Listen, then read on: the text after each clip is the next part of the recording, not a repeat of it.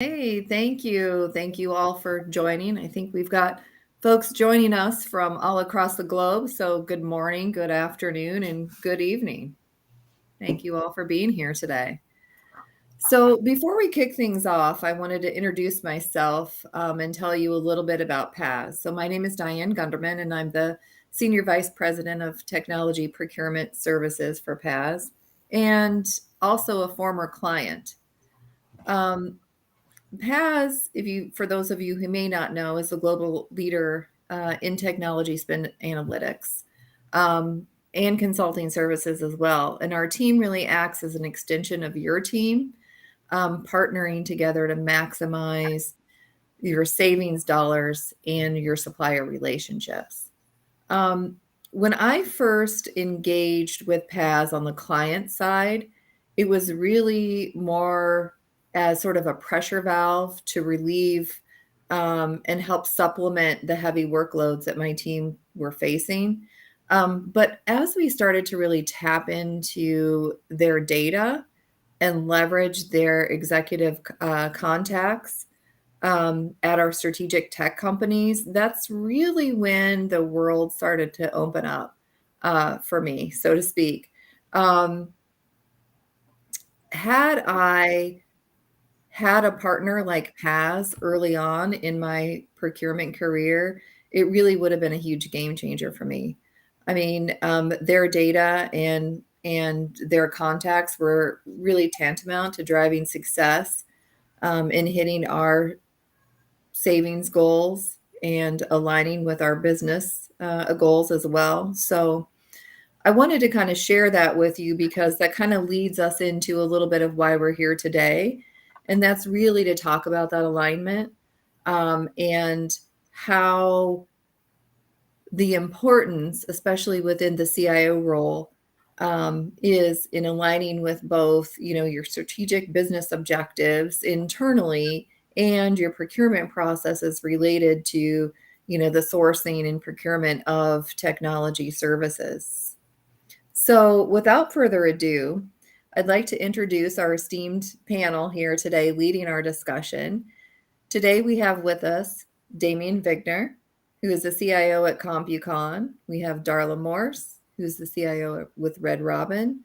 And we have, last but not least, Mike Rosa, who is joining us as former CIO of NiSource and AEP. So thank you all for being here today. Appreciate it.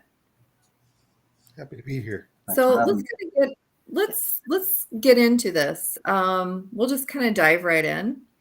Um, as we think about that alignment, I'm curious within your organizations, what are some of the measurements of success that are important to running a successful technology department? So how are you measured? Maybe Damon, if we'll start with you, what does that look like internally for you? Sure, Diane. I think that there's a lot of key metrics to look at, and I think it's constantly evolving. But some of the top key ones to me are reliability and scalability, for one. So it's sort of the blocking and tackling within IT, your change metrics, tracking your system availability, ticket resolution, performance, and kind of the overall uptime and usability of the systems. Second, around budget and financial. IT is generally, especially at a tech services firm, one of the biggest cost drivers. So managing that spend and understanding how to leverage CapEx, how to shift to subscriptions, and then knowing your roadmap and your maintenance. So you have a predictable view year over year of where your spikes are, where the overlaps are going to be, and how the costs are going to kind of drive up and down. Third, around security. So I think security is paramount now more than ever. And it's ensuring you have secure and stable systems. Not only your employees, but your customers feel comfortable doing business with you and working day to day. And then the last, which I think is the hardest to measure, and I'll talk about a little more, around value to the business. So ensuring your roadmaps and your systems and projects align to the business strategies that IT is viewed as an enabler, and you're able to drive innovation and delivery that way. And I think some of the key ways to do it around your strategic planning year over year, governance of your projects, and then benefits realization. So how you're really looking at what is IT doing and are they able to deliver value, not just implement systems and migrate for the sake of modernizing.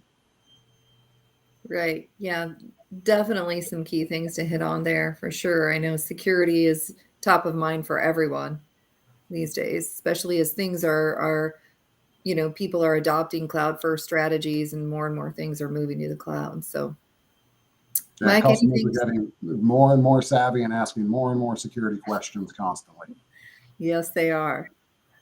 Mike, anything you want to add to that point that Damon's made? Damon nailed it. I mean, that is really the key metrics. I would say my experience is people think about IT the way most people think about their own utility at home. Like they expect the power to be on. You flip the switch, you want the on. So you don't hear much about it unless things aren't working, right? And that's when the people start noticing. So reliability is really, really key. And then, like I said, all I'm going to do is really just reemphasize all the things that Damon said. Cybersecurity is, top of mind for just about anybody at the C level and any customer these days, because there's some bad stories out there, and they want to know that their data is secure and that they're not being exposed to anything. And then finally, when you're doing any kind of project, any business partner is doing project with you, they're wanting to get that innovation, right? They want the IT team to bring them ideas on how to get to where they got to be, and they're expecting their IT staff to be able to drive that innovation and not just stay in the status quo. So I couldn't agree more with everything Damon nailed it. Yeah, I think, that partnership with the supplier too, when we talk about that alignment, right? Internally, externally, I think partnership with suppliers to help you build out that innovation too is key. So really good points there. Absolutely. We talk about, so Darla, we've talked about some of those things that are key with that, within the measurements of success, but if we think about what obstacles are faced within the procurement of technologies and how those might impact your ability to deliver on the measurements that Damon and Mike just talked about, how do you deal with that?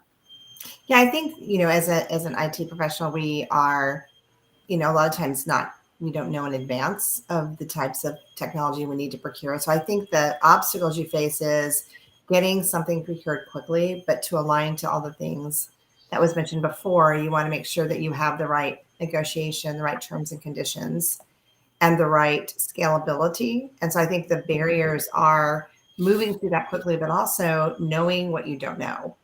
And I think, to the point you made earlier, having someone like a Paz who has this expertise and has done this time and time again. And I think as things are changing with T's and C's, with cloud and all the different variations, I think a lot of times those contracts get missed. And so you're signing up for sometimes 5-year deals, that are going to commit you to something that you didn't understand you could have got a better negotiation from, or that you could have done a better licensing deal. So I think having those resources to help you is just really been a huge benefit for me. Yeah, thank you for that. I know I've read a couple articles recently that have been talking about and publicizing that companies with a high level of collaboration, between the C-suite, their supply chain functions, and bringing in that third party expertise are 4 times as likely to be top performers in growth and innovation. So I think that's tantamount to sort of being able to deliver on all of those things, right? Yes, absolutely. So yeah, Damon, maybe back over to you. How does the alignment between your role as CIO and the IT buying decisions that your procurement function makes impact the company's market position? Thanks, Diane. So for us, being a tech services firm, I think they're tightly coupled for sure. The technology we choose, whether it's internal or external, has a direct correlation to the services we provide. And so, of course, getting a good deal helps lower G&A expense. Leveraging PaaS to do that greatly helps as well. And it in turn lowers prices we can provide externally. And for tech, that's 100% supported for our customers. It's not just about the lowest cost, but also the best solutions that are out there. And I think they expect that from us as a leader in the space. So leveraging buying power and then going back to some of those key metrics and making sure that we are providing value to their business. So the technology around making sure it's secure and making sure it's low cost and providing the value, all those same metrics that you would look at it internally as a services provider, you're looking to provide those externally as well. So it is absolutely coupled with the decisions we make and how we get there and how we're viewed in the market. Yeah. Thank you for that. Maybe just a follow-up question to that. How do regular calibrations with your internal teams and alliance with third parties that we've talked about help you in delivering your key business objectives? And how does that bring value to your bottom line?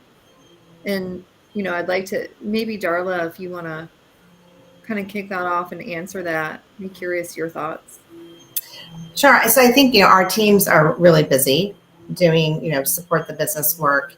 And I think when you have the regular calibrations where you are aligned with a third party that kind of knows already what your forecast is, what your plans are, can get ahead of it. Because a lot of times these things happen at the last minute and you're definitely not getting the best deal when you're trying to get something done at the last minute. So I think having those alliances, help get better deals, which obviously then affects the bottom line. Yeah, for sure. We've all been there, right? The hey, this is coming up and we didn't plan for it. And yeah, we've lost a little bit of leverage and runway here. So yeah, that's great. If I could add, I think that's key is there's usually more things happening than across the company that people may or may not know about. So knowing what's coming, what the timing of certain things and how that aligns with certain either business processes in the utility space. A lot of the things we do revolve around the timing of our rate cases and things like that. So the timing of rate cases, timing of when contracts renew, there's a lot of things that collaboration is really, really key to being successful. Mm-hmm. Absolutely. Yeah, I'd add on one thing. Those are great points. Technology is becoming easier to acquire, right? Whether you don't always need an IT professional necessarily anymore. So it's getting very competitive, and the larger vendors and the ones out there are also figuring out how to evolve and change pricing models and bundling models and solutions. So having someone that's going through that and that kind of already knows some of those changes, and this stuff could be changing year over year. So you may have known how pricing models were before, but having someone kind of in your corner that knows that and can help you quickly through that, as Darla mentioned, you're a lot of times backs against the wall to move quickly, and you don't have the time to relearn how they've now changed or what they are throwing in or how they're bundling. So that certainly helps speed up learning curves as you go through all of the contracting phases.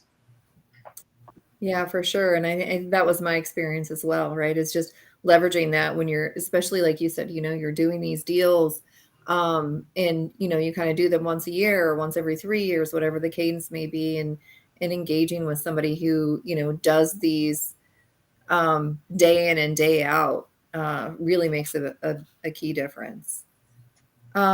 Okay, so shifting the focus a little bit into CapEx or OpEx, I'm curious,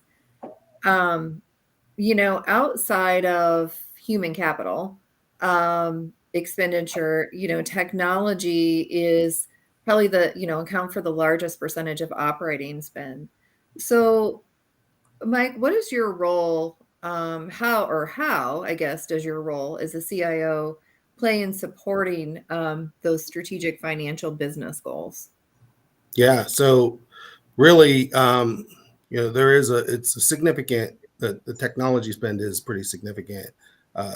What we're, again, when it comes to the space that I was in, which was all in utilities, they generally are trying to minimize the amount of OPEX and try to drive more the expenditures toward a CapEx. So it's really about driving, and it's not just driving OPEX out of IT, right? It could be driving OPEX out of a business area using technology, right? So they're trying to use technology, increase the capital expenditure of the technology space in order to drive operational or OPEX out of a business area. And that was a big part of what was happening, or what is happening at NiSource right now. Is there pretty significant operational transformations, if you will, leveraging technology more to drive out a lot of OPEX. So that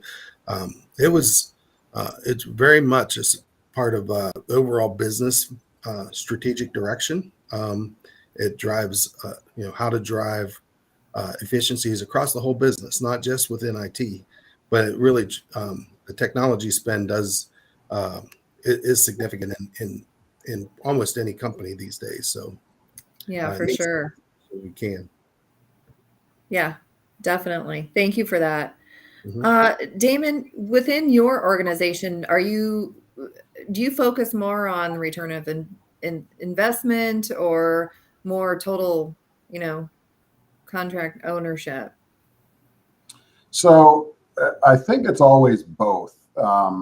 I personally have a bigger focus on ROI and kind of the overall return, but first hitting upon TCO, there are times where it's valuable. So core IT projects that have a negative ROI, but must be done. Base maintenance, security, upgrades. You're not going to focus on ROI as much as you're going to focus on the comparison between option A and option B, staying on one platform versus going to another. And so that's where total cost of ownership, I think, helps out a lot. ROI, though, and hopefully trying to spend more time there, is more strategic business metric where you're really looking at what are you getting out of the solution or software, where Mike was just talking about. So it helps me look at, and organizations look at all aspects, not just the cost of doing something. So there could be IT projects that fit in this, simple quantifiable ones, like moving from a high cost MPLS network solution to a lower cost, more flexible SD-WAN that's going to have significant benefits and ROI, even though that would be considered a kind of base IT project. It's not as straightforward when you get more into the business enablement initiatives, but going back to that business value metrics and tracking really what are the ROIs and why are you doing the project is where you start to drive through kind of the innovation and enablement, and pairing that and ensuring and quantify why you're doing something and what success looks like at the end, so that you're not just, again, implementing software for the sake of doing it. I think that really helps drive more business value than just technology solutions. So you start talking about why you're doing solution A, not just comparing A versus B. Yeah, really good points. And I think quantifying the data to be able to get to those measurable results, right, are key. So maybe for you, Darla, if we think about that, how do the procurement strategies and that data analysis help you to achieve those measurable results within your organization? Yeah, I think as I listen to this conversation, one of the things I think from a technology perspective, we are in the comparison of all the business projects. So we have to really look at this as a business return. And I think the other piece we have to do is time to market. And so the effectiveness of being able to get a contract done sooner, to be able to implement these technologies and get them, burned into the business so that the return's coming sooner than later, is really, I think, a pressure point that we all live with, because, there's so much demand. So I would look at this, in the, how do you get that done? Again, having that third party like a PAS that can help you they already know these relationships. They already know these contracts. So you're not spending a ton of time trying to fix all those pieces, which can take months. You can literally time to market, get something done within a very short amount of time, delivering that value. And I think the data behind that is you're getting a better deal, right? You're bringing more to the bottom line. But more importantly, you're going to be able to do more things. And I think that helps the company overall. Yeah, really good point. I think, a couple of themes that I've heard all of you say is, that sort of speed, right? Speed to market, speed to get things done is key, right? And I think, we talk about, there was an example of an ERP deal, and I was saying, like, in my former life, it would have taken us like 6 months, right, to negotiate a large ERP deal. And, I've seen it done at PAS within, a couple of weeks. So it really is, having that data is key. Mike, maybe for you, how does the Office of the CIO leverage third parties like PAS? Like, when you think about reduction in operating expense in capital expenditures, how have you partnered with parties like PAS to help you achieve those results? Yeah, it really comes down to, at the end of the day, most CIOs don't do a lot of these really big deals, right? So you just don't necessarily know. There's always trying to figure out, are we getting the best deal? Are we getting the best terms and conditions for our particular business model? And you've got something in mind, and maybe you've done one before, and so you got some sense, but you don't know necessarily what's everyone else getting, right? How do I know if someone's giving me 25% off? That may sound good, but really we can get 60, 70, 90% off sometimes, right? So Right. so it really is that data that companies like PAS bring to the table that says, here's, it's basically the answer key, right? Here's where we can be. We know we can get there. We know we can get there. We've seen it, dozens, hundreds of times. Let's not go back and forth, like you just said, Diane. 6 months back and forth on negotiations. We know, bring in a company like PAS. They know exactly what companies will do. You get right to that bottom line as quickly as possible, and you know that you're getting the best deal that's available on the market. So it just brings a lot of credibility as well, right? I mean, if you're when you're because at the end, the next step typically internally is you've got to go get some approvals internally with the C-suites or the board of directors or whatever. And you say, I've worked with a party that knows these companies, and they know what the deal is, and we know we've got a good deal on the table. It just brings a lot of credibility. So I think that's the big places that where a company like PAS brings a lot of value. Well, as our CEO has said in the past, it's the answers to the test, right? So Right. the answers to the test. So yeah, no, I appreciate that. Thank you. Another thing, I think, certainly since the pandemic, right? We've all been dealing with supply chain issues.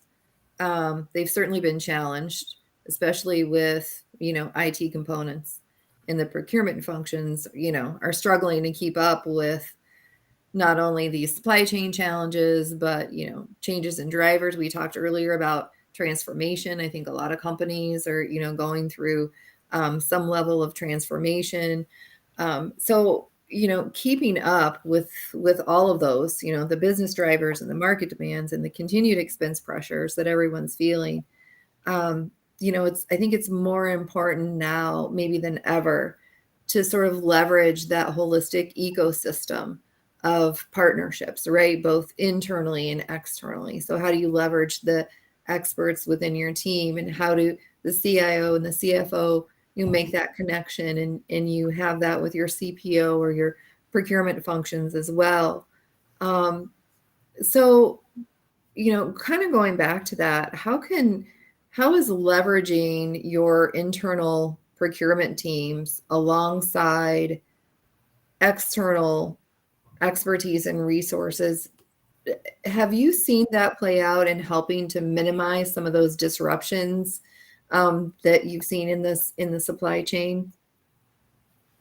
I'm just going to kind of throw that out as a free form. So whoever wants to go first. Yeah, I'll go. I think that when you look at, again, time to market, you really have to leverage every resource you have, because trying to get in things that could minimize or automate a process, trying to get, ahead of the supply chain issues, because they're in IT as well, right? They're not just in the food supply chain. So I think having a third party to help kind of guide the path, if you will, and have some of the answers ahead of time that gets you there faster. I think those are the resources that we really need to capitalize on during this time. Yeah, thank you, Darla. Very important. Yeah, I agree with Darla. And also, you may be used to or comfortable with the vendors you used before, and pre-pandemic never had an issue. And whether it's placing an order and you really don't think about, you've had long-standing relationships, so maybe some of the T's and C's are not as important because, again, you've never had a problem. Well, now you do. And now you're looking at other vendors and trying to figure out who can get you what you need quick enough, specific to, when it's hardware, for example. And you may be working with new vendors now and trying to understand certain T's and C's on what can be canceled, what can't be, and how is pricing done. And again, all driven around what's happening out there. And it is a little bit different now than pre-pandemic. Mm-hmm. Yeah, Definitely for sure. Yeah, I echo what Damon's saying there. I mean, it's in fact, that's one that's probably most challenging, is when you've got an established long-term relationship with a company or a vendor, and then there's a challenge to, overall for the corporation to reduce spend or create opportunities to drive innovation, which means you need to find the funding somewhere. And again, it comes down to, is that long-term relationship that you have with that company, is that really driving the best value or not? Right. So it's right. That's where you can, you got to get over the emotional state of it and drive that with data, right? And have the data show you that there's ways to do this with doing things a little differently. Yeah, no, fantastic points. So thank you all for that. I'm going to open it up. Just take a time now, open it up for questions. If there's any questions in the chat, please put those in the chat and we'll read those off. I think we've had a couple that came in beforehand. So I'll kind of dive into those while we're waiting for some to populate here. So when you identify emerging technologies you would like to use, how do you handle the negotiation process with limited internal data on that supplier? Who might want to take that one? I can take a stab at it. I would say there's really not a lot of vendors out there that we can't get data on. Now, I think it could be the amount of companies that have used them. But I think, again, in my experience with PAS, I've had several different vendors, especially in the digital space, that, or even in the payment space, that would probably not been a common source, but they always have had data to be able to assist with that negotiation. Even though you're not, a mass amount, but it gives you enough to be able to put you in a good position to get a good deal. Yeah. Thank you for that. Yeah, if you have limited internal data on that supplier, then obviously what you want to do is look for the external places you can get information on that supplier, and that's what PAS brings to the table, is they can get that information pretty quickly, that data pretty quickly. Yeah, true. Okay, I think we maybe have time for one more, maybe two questions. Another one that came in: how do you manage conflicting data requests coming in from all sides of the organization?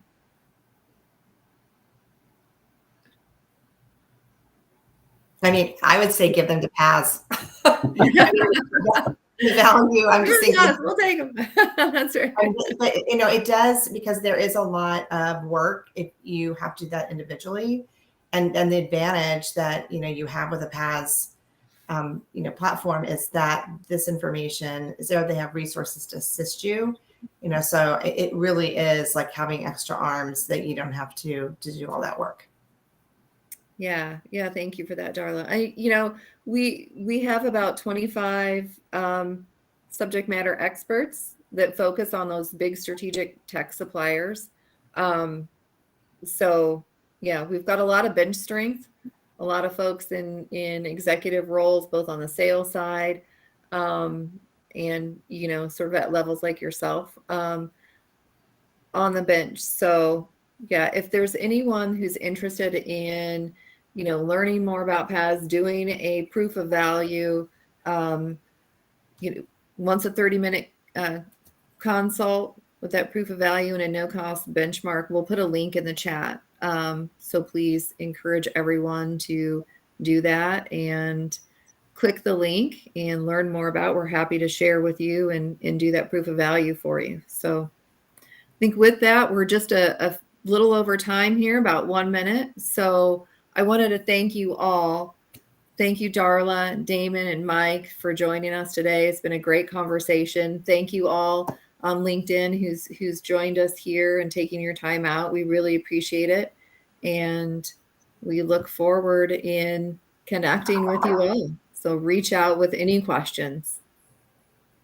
Great. Thank you. All Thank right. you, everyone. All right. Thank you. Thank you all. It's fun. It was fun. We didn't even get into the what's your favorite movie or, favorite pizza topping. So next time. That's right.